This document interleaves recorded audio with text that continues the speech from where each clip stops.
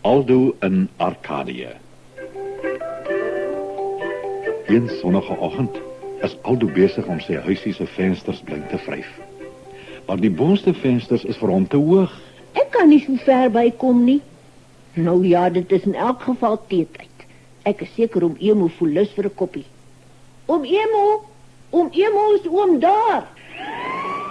Ai, wat gaan nou aan? Oh, vang my stofsuier. Te laat. Kyk, dit vlieg. Ja, ek het dit getoer. Wat wou oom hê dit moet doen? Die huis skoonmaak natuurlik. Goeiste, kyk die huis leef. Was die toergoed te sterk? Al die goed maak hulle self skoon. Dis miskien nie so sleg nie, Aldo. Nou het oom nie 'n stofsuier nodig nie. Kom ons bekyk die huis van buite. Genigtig, die huis was homself in die rivier. Nou ja, ek moet weer spore maak, oom Emo. Dankie vir die tee, Aldo. Totsiens.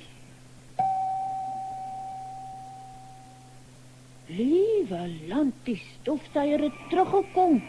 Ai, hier sit my neer. Dis lekker. Ek kan my kothuis sien en daar's oom Emo se huis ook. Hy pas op vir die bome, ons kom naby die rivier. Ek het jou gesê ons kom naby die rivier. Dit was merkwaardig. Ai, ek het 'n plan. Jy kan my help om my vensters te was. Ons sal in 'n kits klaar wees. Daardie aand gaan Aldo en sy nuwe vriend saam slaap. Nag, suier.